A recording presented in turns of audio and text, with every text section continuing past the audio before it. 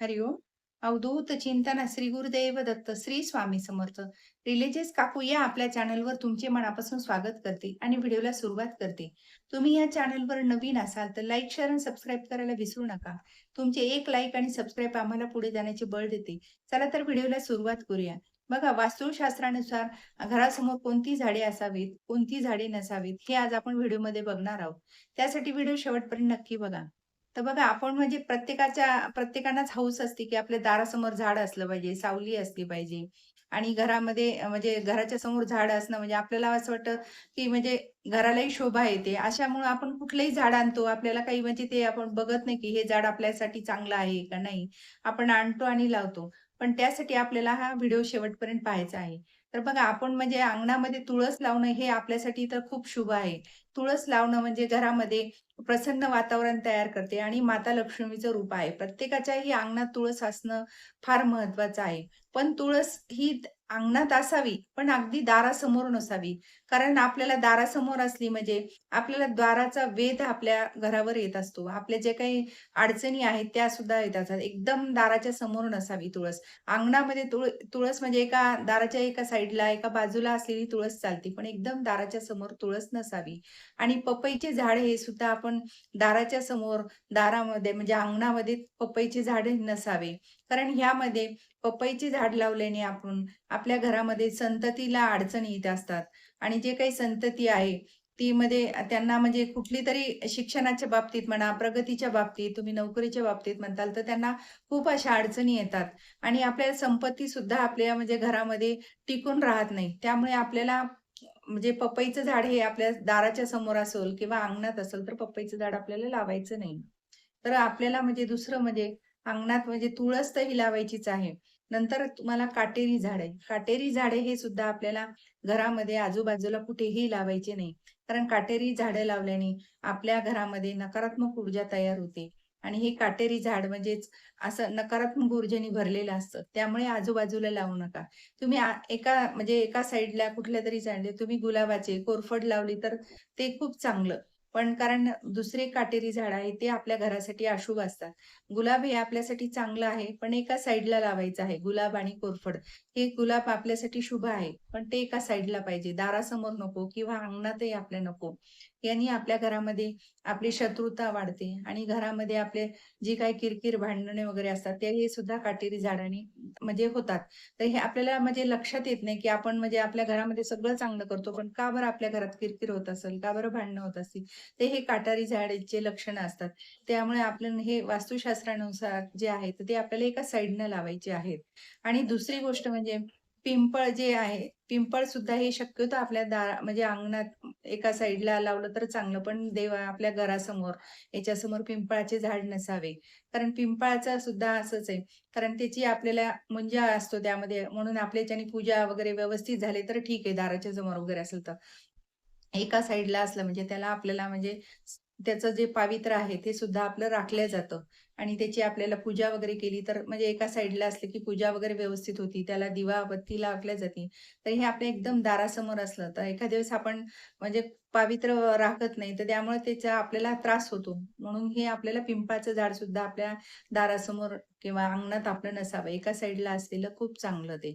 कारण ते सुद्धा एक आपण त्याचं ज्यांना संतान म्हणजे नाहीये, ज्यांना होत नाही, त्यांनी अशेने पिंपळाच्या झाडाची पूजा करून, त्याला दिवाबत्ती करून, त्याला प्रदक्षिणा घातल्याने त्यांना सुद्धा संतान प्राप्ती होती. असं हे म्हणजे झाड शुभ झाड आहे, पण ते एका साइडला पाहिजे, त्याचं पावित्र्य राखलं गेलं पाहिजे. असं हे पिंपळाचं झाड आहे. दुसरं म्हणजे आपल्याला याचं शमीचं झाड आणि बेलाचं झाड हे सुद्धा तो शुभ झाड आहेत. ह्यानी आपल्याला पूजा केल्यानंतर आपल्या घरामधली जी काही नकारात्मक ऊर्जा निघून जाते, सकारात्मक ऊर्जा तयार होते आणि त्या घरामध्ये सुद्धा आपल्याला म्हणजे प्रसन्नता येते, म्हणजे सुख शांती लाभते. असे हे जे शुभ झाड आहेत, ते तुम्ही अंगणामध्ये लावू शकता. ज्याची रोज आपल्या नित्यनेमाने पूजा करता येईल. अशी झाडं लावल्याने आपल्या घरामध्ये सुद्धा लक्ष्मी प्राप्ती होते, लक्ष्मी टिकून राहते आणि आपल्या घरामध्ये बरकता येते. तर शमी आणि बेलाचे झाड हे आवर्जून तुम्ही लावू शकता. कारण हे शुभ आणि पवित्र झाड आहे. तर याला तुम्ही रोज पूजा पण करायची आहे, दिवाबत्ती पण करायची आहे. तर आपल्याला म्हणजे घराच्या बाजूला लाल फुलं येणारी झाडे, ही कुठलीही लाल फुलं येणारी झाडे असतील, तर ती तुम्ही लावू शकता. कारण हे लाल फुलं येणारी झाडे हे शुभ झाड आहेत आणि हे फुलं आपण देवालाच वाहतो. त्यामुळे हे शुभ झाड आहे. तर तुम्ही हे लाल फुलाचे रोपटे समजा तुम्ही कुंडीत पण सुद्धा लावू शकता आणि घराच्या आजूबाजूला इकडे-तिकडे पण लावू शकता. कारण लाल फुलं येणारे हे आपल्या गणपती बाप्पाला सुद्धा लाल फुलं प्रिय आहेत. त्यामुळे हे अशी झाडं आपल्याला घराच्या भोवती लावायची आहेत, जेणे आपल्या घरामध्ये सकारात्मक वातावरण तयार होईल. आणि घराभोवती समजा कडुलिंबाचं जर झाड लावलं तुम्ही, तर कडुलिंबाचं झाड सुद्धा हे आपल्यासाठी म्हणजे औषध उपचारी झाड आहे आणि घरातील आपल्याला निरोगी वातावरण तयार करते आणि आपल्या सगळ्यांचे आरोग्य पण निरोगी होतं. कडुलिंबाचे हवा जरी आपल्या घरामध्ये आली, तर आपली जी दूषित हवा आहे घरामध्ये ती निघून जाते आणि सगळ्यांचं आरोग्य सुधारते. कारण हे असे कडुलिंबाचं हे जरी झाड लावलं तुम्ही, तर हे सुद्धा आपल्यासाठी म्हणजे आपल्या आरोग्यासाठी हे शुभ झाड आहे. त्यामुळे हे झाड तुम्ही अंगणात लावू शकता. आणि घराभोवती म्हणजे चंदनाचे किंवा गुंजाचे झाड लावणं, तर हे आपल्यासाठी लक्ष्मी प्राप्तीचे झाड आहे. हे असे झाडं तुम्ही आवर्जून घराच्या भोवती लावावे. चंदन आणि गुंज. कारण हे चंदनाचा आपण बघा गंध आपण देवाला गंध टिक्का लावतो चंदनाचा आणि गुंज हे सुद्धा आपण लक्ष्मी मातेचं प्रतीक आहे. लक्ष्मी मातेला प्रिय आहे. म्हणून अशी झाडं जे आहेत, ही आपल्या घरात पावित्र्य तयार करतात आणि आपल्यासाठी लक्ष्मी प्राप्ती तयार होते. तर हे अशी तुम्ही 2 झाडं आवर्जून आपल्या म्हणजे लावायची आहेत. जिथं तुम्हाला अंगण आहे, तर तुम्ही हे अशा ह्याच्यात लावू शकता आणि मुद्दाम समजा दुसरी झाडं लावण्यापेक्षा अशी झाडं लावल्याने जर आपल्या सगळ्यांसाठी लक्ष्मी प्राप्ती जर आपल्याला होत असेल, तर ही अशी झाडं मुद्दाम आवर्जून लावायची आहेत. आणि घराजवळ बघा पांढरा चाफा सुद्धा लावू शकता तुम्ही. पांढरा चाफा हे सुद्धा भगवान शिवाला फार प्रिय आहे. तर तुम्ही हे भगवान शिवासाठी आपल्यासाठी पांढरा चाफा तुम्ही कुंड्यात सुद्धा रोप लावू शकता. कारण त्याला जरी फुल आले तर आपण भगवान विष्णूंना आपण भगवान शिवांना आपण हे वाहू शकतात.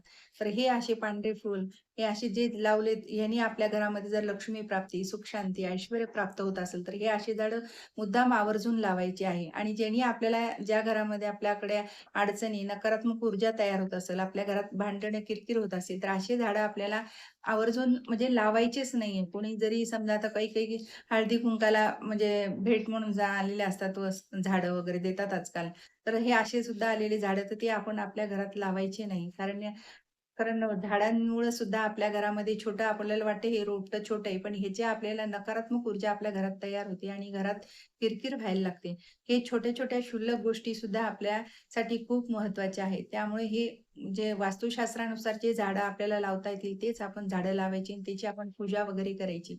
त्यामुळे घरात आपल्या सगळं सुखशांती आणि प्रसन्नता निर्माण होते आणि सकारात्मक ऊर्जा होते, की याने आपलं घर प्रसन्न राहते. जी काही आपली प्रगती थांबलेली आहे, ती सुद्धा प्रगती आपली वाढायला लागते. जी काही तुम्ही संकटे येत असतील, तर ते सुद्धा संकटे थांबतील. म्हणून हे जे काही देवांची जे पवित्र झाड आहे, चंदन, गुंज वगैरे हे आवर्जून बेलाचं, शमीचं तुम्ही आवर्जून लावा आणि त्याची पूजा रोज करत राहा. मग नक्की तुमच्या घरामध्ये म्हणजे फरकही जाणवेल आणि लक्ष्मी प्राप्ती होत राहील. श्री स्वामी समर्थ. जय जय स्वामी समर्थ. माझा जर व्हिडिओ तुम्हाला आवडल्यास लाईक, शेअर आणि सबस्क्राईब करायला विसरू नका.